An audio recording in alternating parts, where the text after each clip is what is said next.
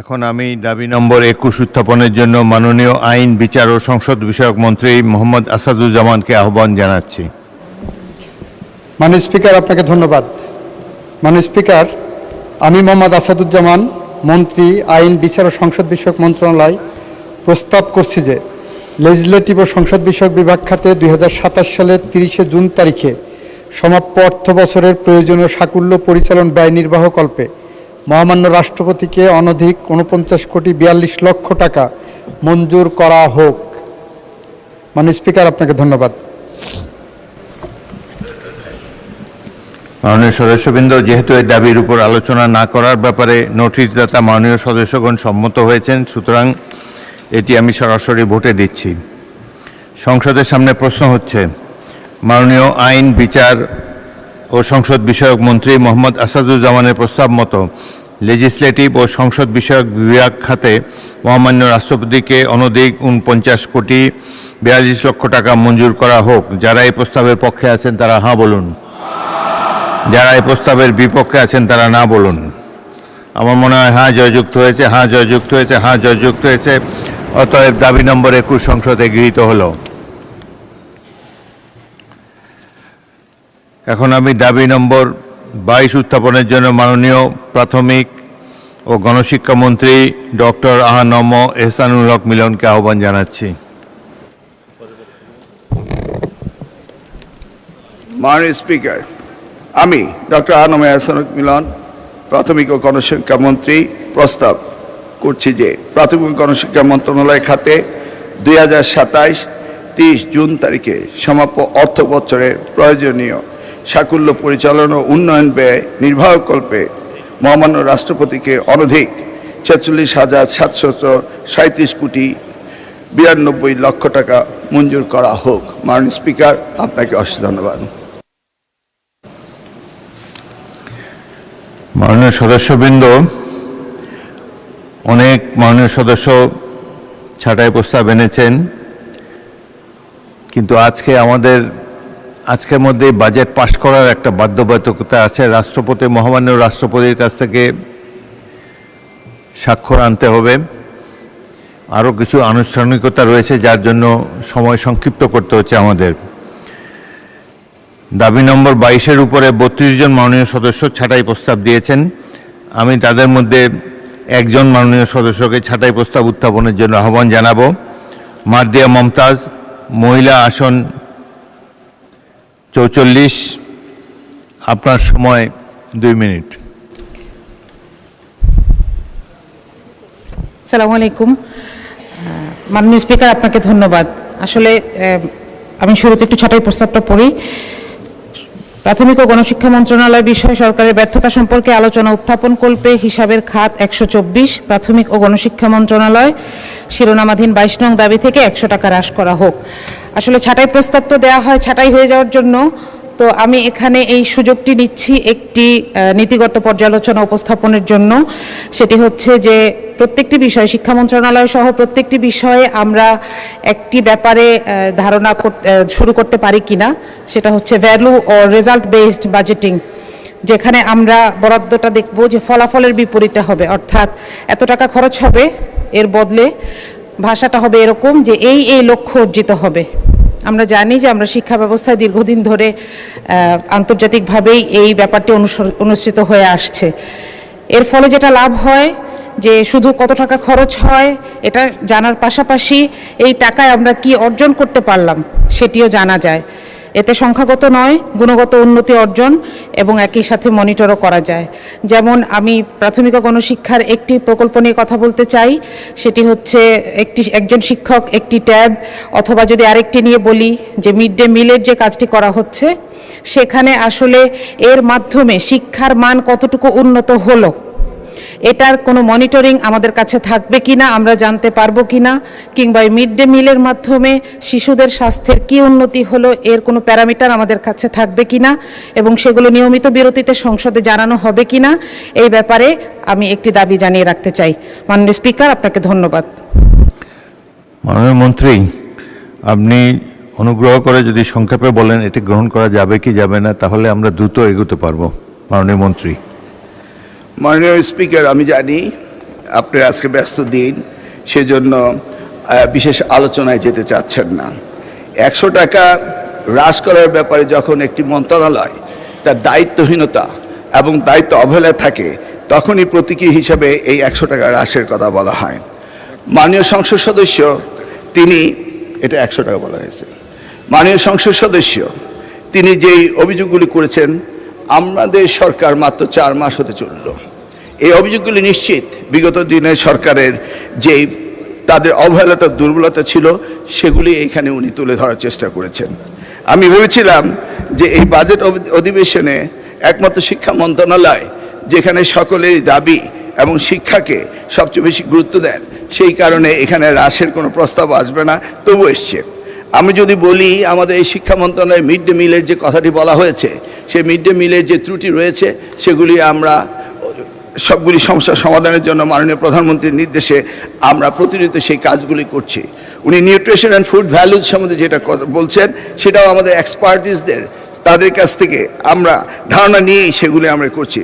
মাননীয় স্পিকার, এই শিক্ষা মন্ত্রণালয়, প্রাথমিক ও গণশিক্ষা মন্ত্রণালয় যদি আমি উত্থাপন করতে চাই বিষয়গুলো অত্যন্ত লম্বা হবে, তাও বলতে চাই, 1 টিচার 1 ট্যাব হতে শুরু করে multimedia classroom, free wifi, 1 child 1 tree কর্মসূচি, শিক্ষার্থীদের জন্য পোষ্য পালন কর্মসূচি, বিনামূল্যে স্কুল ড্রেস প্রদান, এটি একটি বিশেষ উল্লেখযোগ্য বিষয়। মাননীয় প্রধানমন্ত্রী সেটিতে হাত দিয়েছেন। স্বাস্থ্য ও খাদ্য অধিকার সম্পর্কে আমরা কাজ করে যাচ্ছি। শিক্ষা খাতে সামাজিক ও ভৌগোলিক বৈষম্য দূরীকরণের জন্য আমরা কাজ করছি। নারী শিক্ষার্থীদের জন্য নিরাপদ স্বাস্থ্য সুরক্ষণ, সেই বিষয়টিও আমাদের রয়েছে। সার্বজনীন প্রাথমিক শিক্ষার সুযোগ নিশ্চিতকরণ, ক্রিয়া, আমরা ক্লাস 4 থেকে। মাননীয় মন্ত্রী, এত তো বলে নাই মাননীয় সদস্য।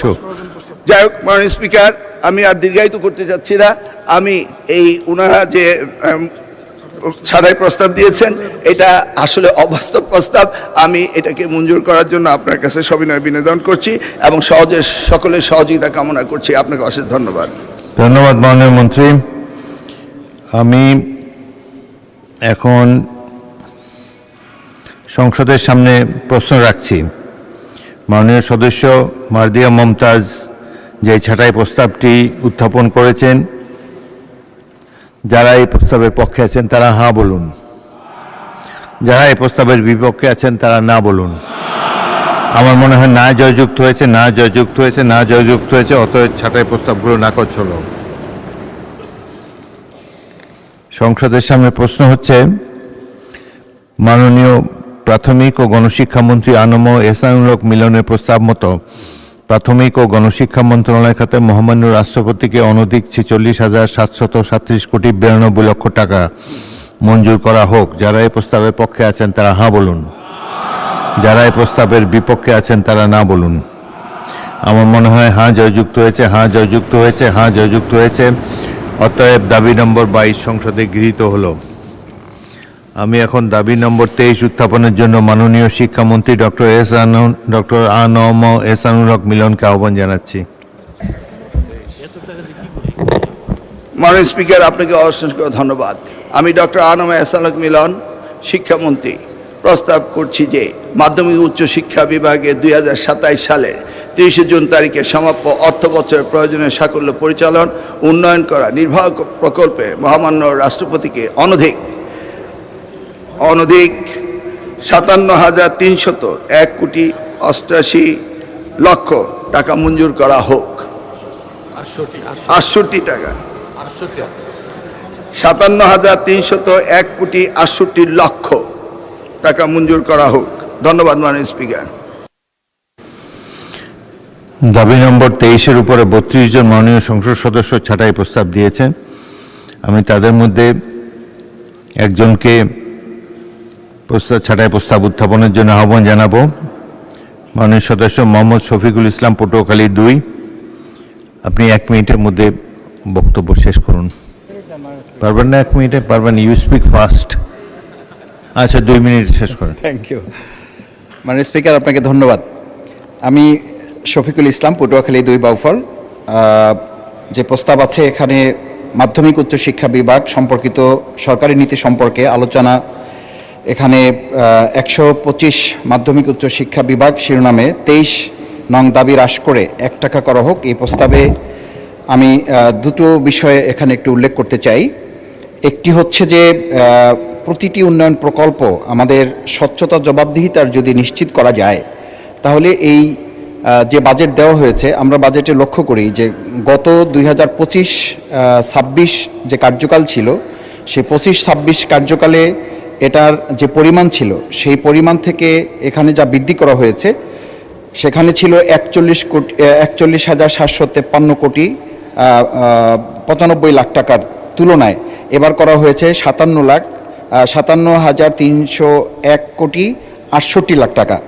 এই টাকা ব্যয়ের ক্ষেত্রে যে বিষয়গুলো আসলে লক্ষ্য করলে আমরা যদি দেখি যে সেই জায়গাগুলো যদি নিশ্চিত করা যায় যে শিক্ষক নিয়োগ দ্রুত সম্পন্ন করে নিয়মিত প্রশিক্ষণের মাধ্যমে তাদের ডিজিটাল ও বিষয়ভিত্তিক দক্ষতা বৃদ্ধি করা, প্রত্যন্ত চরাঞ্চলগুলো বিশেষ করে মাননীয় স্পিকার আমরা আমাদের এলাকাগুলোতে লক্ষ্য করি, সেখানে শিক্ষক খুবই অপ্রতুল, এবং যে বাজেট গত বছরে ছিল সেই বাজেট বা তার আগের বাজেটেও আমরা যেটা লক্ষ্য করেছি, সেই বাজেটের তুলনায় আমাদের শিক্ষক এবং শিক্ষিকা যারা আছেন তাদের পরিমাণটা, এবং এবার যেটা ওয়ান টিচার ওয়ান ট্যাবের প্রকল্প দেওয়া হয়েছে, ওয়ান টিচার ওয়ান ট্যাব করতে হলে তো সেখানে ওয়াইফাই থাকতে হবে, ওয়াইফাই থাকতে হলে তো সেখানে বিদ্যুতের সরবরাহ থাকতে হবে। এই জায়গাগুলো নিশ্চিত না করে এই যে বাজেট দেওয়া হয়েছে, এই বাজেট আমি মনে করি বাস্তবসম্মত করে যদি আমরা বিবেচনা করি, তাহলে যে বাজেট নির্ধারণ করা হয়েছে এটা 1 টাকা নিয়ে আসার মধ্য দিয়ে আমরা মূলত বোঝাতে চেয়েছি যে আমাদের বাজেট ওয়ালা তুবাজ্জিরু তাবজিরা ইন্নাল মুবাজ্জিরিনা কানু ইখওয়ানা। মাননীয় মন্ত্রী, আপনি মোহাম্মদ শফিকুল ইসলামের প্রস্তাবের উপর বক্তব্য রাখতে পারেন। মাননীয় স্পিকার, বক্তব্য রাখতে গেলে অনেক বক্তব্য রাখতে হবে। উনি যা বলেছেন সেগুলি আমরা বিবেচনায় রেখেই বাজেট বাড়ানো হয়েছে, এবং এই বাজেটকে যত উপযুক্তভাবে মানব সম্পদের জন্য এটি বিনিয়োগ করা হচ্ছে, এই বিনিয়োগের জন্য এই ছাঁটাই প্রস্তাবকে গ্রহণ না করে এই বাজেটটি মঞ্জুর করা হোক, এই আবেদন সকলের কাছে করছি। ধন্যবাদ আপনাকে। আসসালামু আলাইকুম। ধন্যবাদ মাননীয় মন্ত্রী। আমি এখন প্রস্তাবটি ভোটে দিচ্ছি। সংসদের সামনে প্রশ্ন হচ্ছে, মাননীয় সদস্য মোহাম্মদ শফিকুল ইসলামের ছাঁটাই প্রস্তাবটি গ্রহণ করা হোক। যারা এই প্রস্তাবের পক্ষে আছেন তারা হাঁ বলুন, যারা এই প্রস্তাবের বিপক্ষে আছেন তারা না বলুন। আমার মনে হয় না জয়যুক্ত হয়েছে, না জয়যুক্ত হয়েছে, না জয়যুক্ত হয়েছে। অতএব ছাঁটাই প্রস্তাবটি নাকচ হল। সংসদের সামনে প্রশ্ন হচ্ছে, মাননীয় শিক্ষামন্ত্রী ডক্টর আনম এহসানুল হক মিলনের প্রস্তাব মতো মাধ্যমিক ও উচ্চশিক্ষা বিভাগ খাতে মহামান্য রাষ্ট্রপতিকে অনধিক 57,301 কোটি 68 লক্ষ টাকা মঞ্জুর করা হোক। যারা এই প্রস্তাবের পক্ষে আছেন তারা হাঁ বলুন, যারা এই প্রস্তাবের বিপক্ষে আছেন তারা না বলুন। আমার মনে হয় হাঁ জয়যুক্ত হয়েছে, হাঁ জয়যুক্ত হয়েছে, হাঁ জয়যুক্ত হয়েছে। অতএব দাবি নম্বর 23 সংসদে গৃহীত হলো।